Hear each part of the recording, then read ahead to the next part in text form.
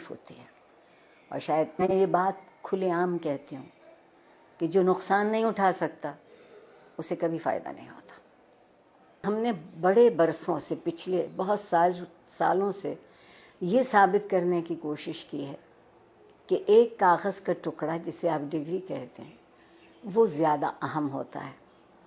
اور اس کے لیے ہم نے نصاب تعلیم کو بھی، آپ دیکھیں نا، اگر مجھے انگریزی کا لفظ بولنے کی اجازت دیں، ملٹیپل چوائسز، کوئز، یہ ہم طوطے تو نہیں پڑھاتے نا، ہم حساس ذہین انسانوں کو پڑھاتے ہیں اور ان کے حس اور ان کی ذہن سے کام نہیں لیتے. اس کی بنیادی وجہ یہ ہے کہ جب میری نسل جو تقریباً قبل از مسیح سے ہے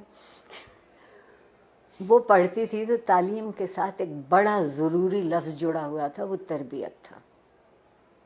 اب ہم نے تعلیم کے ساتھ تربیت کو شامل نہیں کیا ہے. کہیں آپ یہ دو لفظ لکھا نہیں دیکھتے. پھر ایک اور کمال کیا ہمارے ہاں جنرل ضیاء الحق صاحب نے، جنہیں میں اپنا محبوب بھی کہتی ہوں، کہ انہوں نے ہم سے مکالمہ چھین لیا، سوال کرنے کی اجازت نہیں رہی.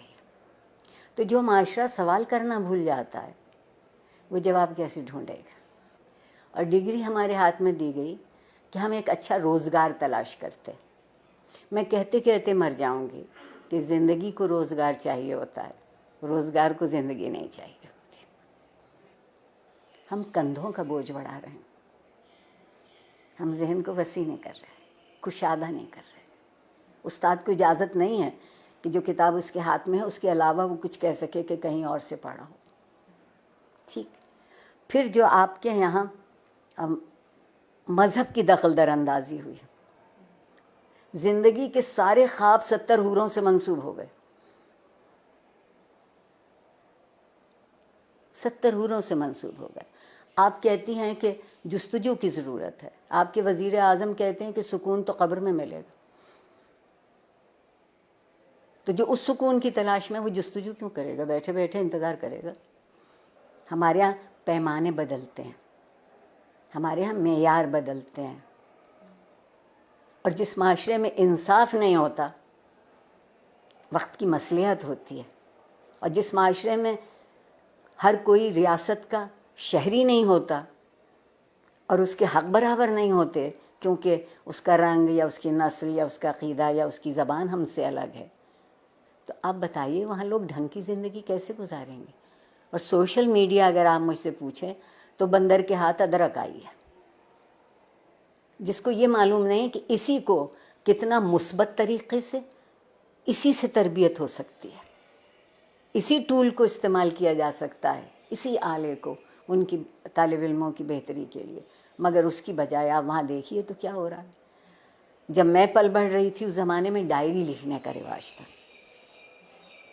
اور ڈائری اس قدر خفیہ چیز ہوتی تھی کہ جتنے اب نیب بینک اکاؤنٹ بھی نہیں تلاش کر سکتی. اب آپ کوئی بات لکھتے ہیں اور اس پہ 2-4 منٹ کوئی دوسرا کوئی تبصرہ نہیں کرتا تو آپ اداس ہو جاتے ہیں کہ میرے سٹیٹس پر ابھی تک کسی نے رائے نہیں دی. آگے بڑھنے کا اگر طریقہ ہوگا تو وہ یہ ہوگا کہ کچھ دنوں ہم سب گردن جھکا کے آئینہ دیکھنے لگے.